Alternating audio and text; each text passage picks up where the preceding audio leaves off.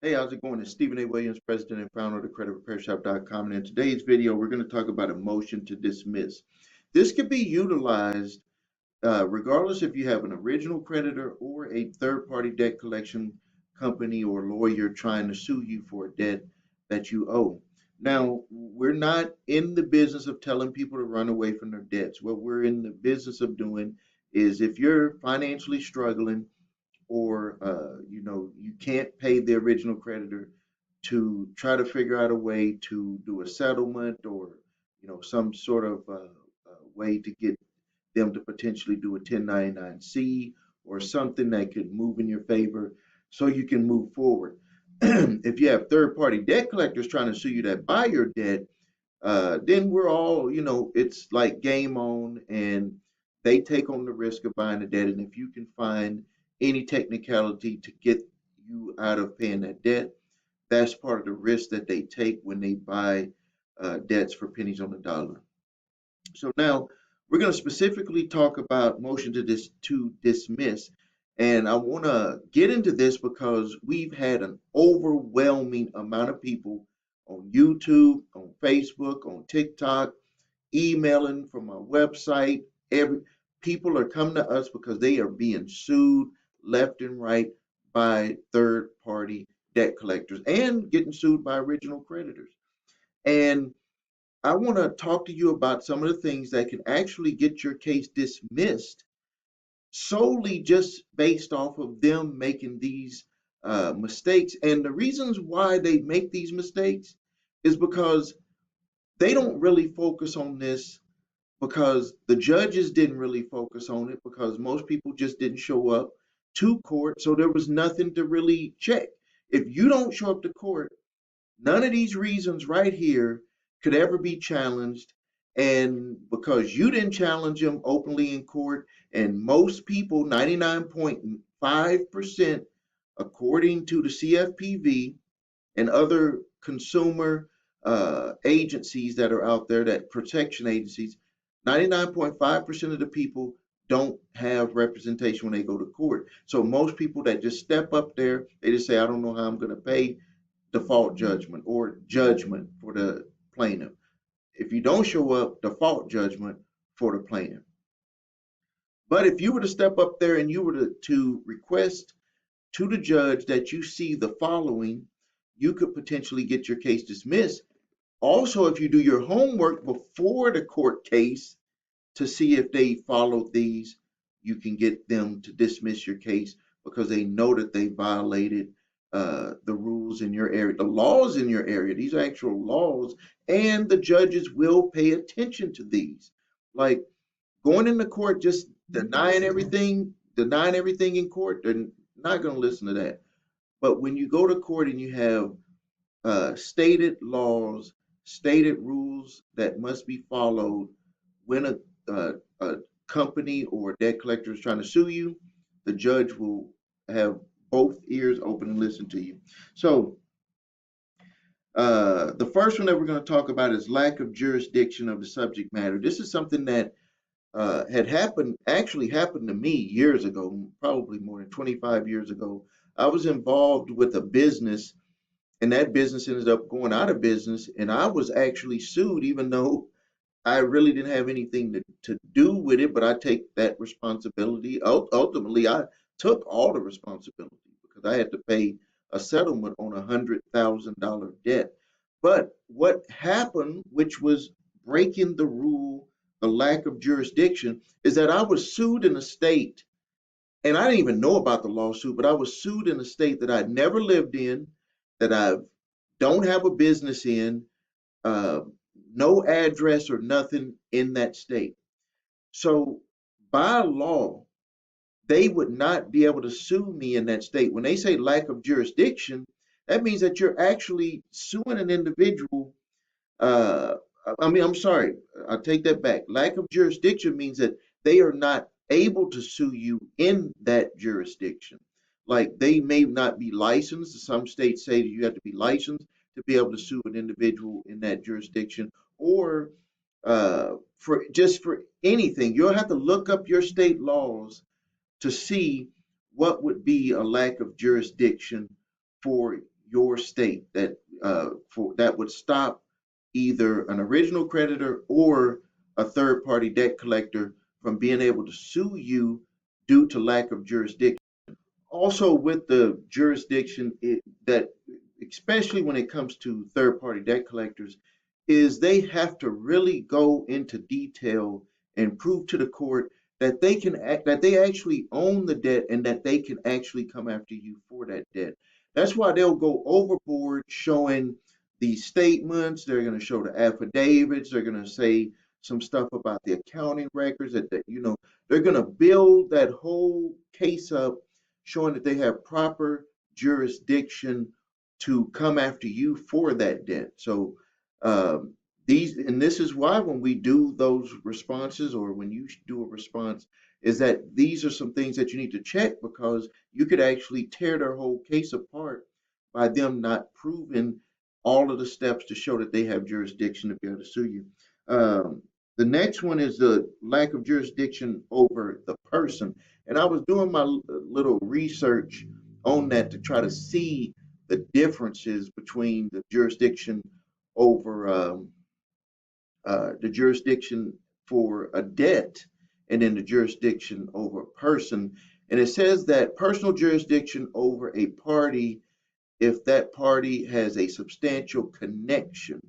So they have to show a connection. So if we think about it in the court summons, when they're trying to sue you, is that they're utilizing all of the information that they get from the original creditor to show that they actually have a connection over you. And they're looking in the law books. They also kind of go over, I saw a lot of stuff in here about uh, what do you call it, for personal type issues, like for spouses that had some types of situations that were going on with them.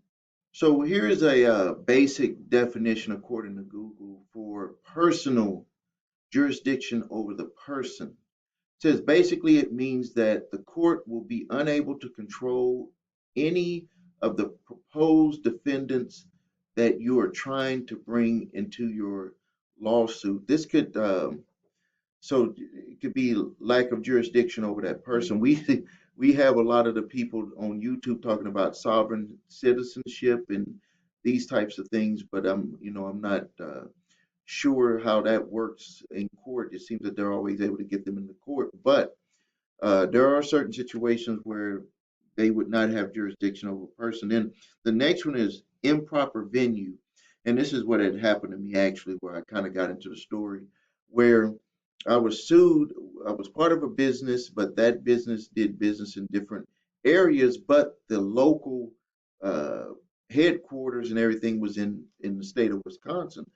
But I was sued as an individual and as a business, as stated in their lawsuit, which at that time I didn't understand, that the that I lived in that state, and I actually did not live in that state, and never had an address in that state. And so I could have either got that dismissed just solely based on improper venue.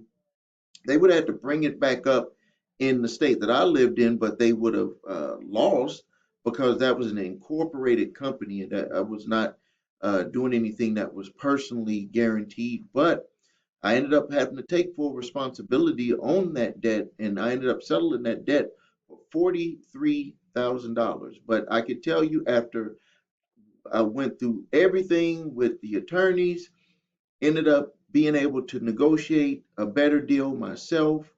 Uh, and as soon as I got it done and over with, I was able to just have that weight off of my shoulders and be able to move forward. The next one is insufficient service of process. And this is big. In some states, they just have to show proof, attempted process. In other states, they have to actually have you sign. They have to actually show something that you actually were served, or they cannot proceed and move forward. And in some states, that time frame must be done within 60 or 90 days, and then they have to just start the whole process all over again. Like they can't just leave the lawsuit there just lingering, because they want to get court case, get the court schedules arranged for the judges, and they don't just let stuff just sit there lingering. So if you were not properly served, it varies from state to state. So do your research for your state's proper service of a court summons. The way that it must be, do you need to sign? Do they have to publish it in the paper? All these different things. It's different for every state. The next one is failure to state a claim upon which relief can be granted, or failure to state facts sufficient to constitute a cause of action.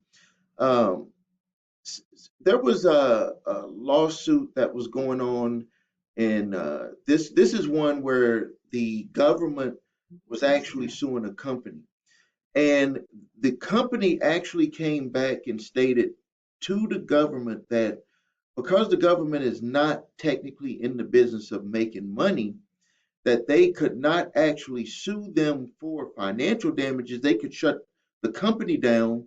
They could tell the owners of the company that they were not going to be able to do certain things in that industry in the future. But they, their attorney said that there is no remedy available to you because you are not the individual. And I believe that they also stated that they did not have true individuals that were in the court action, that they actually only had the, I don't know how it got to court, but it was mainly because the owner of the business was not supposed to be in that business anymore, and that's what got that individual shut down again. Is that they had done the business before in the past, got shut down, and agreed not to do it again, and then they did it again, and they got sued and shut down. But the company's lawyer said, well, okay, we're not supposed to do anything. We can get shut down, but there is no remedy because there's technically no victims. So there's no remedy. It's not like you got a lineup of people here that are saying, hey, we need to get our money back or whatever. There was actually no victims in that. So that could be that. And there's been other court cases that have been similar to that. And they said that if there is no way, there's no remedy because you don't just pay out the money to the government, but you can actually show in your response that, you know, when I consult with people, it's not going to be failure to state a claim upon which relief can be granted because you know that they're going to have a dollar amount that they're going to want to collect on. What I focus on is, did you prove that claimed amount? If they don't prove that claimed amount, then I'm of the thought process that they're not going to be able to move forward to be able to prove that claim, and then you can push to have that case dismissed. So just to review, we had lack of jurisdiction of subject matter, we had lack of jurisdiction over the person, we had improper venue, we had insufficient process, we had insufficient service of process, we had failure to state a claim upon relief, that relief can be granted, and we had what I added to it, which is failure to prove the claim. Like any documents and all the information that they sent to you does not prove the claimed amount that they're stating. And there's several ways that you can kind of get that across. All right, if you have debt collectors coming after you, we have a service where we could write your responses. We could even do your debt validations for you. The links are below this video. If you need help with your credit, please visit us at thecreditrepairshop.com. Watch the video, what makes us different, so you can see my 8-point validation process and my 2-phase settlement process. If you need your credit reports and scores, go to the website your3scores.com. Get your TransUnion, Equifax, and Experian reports and all 3 scores. Thank you for your time. Make sure you subscribe to the channel. Make sure you post your questions and comments. And until next time, this is Stephen A. Williams, President and Founder of thecreditrepairshop.com.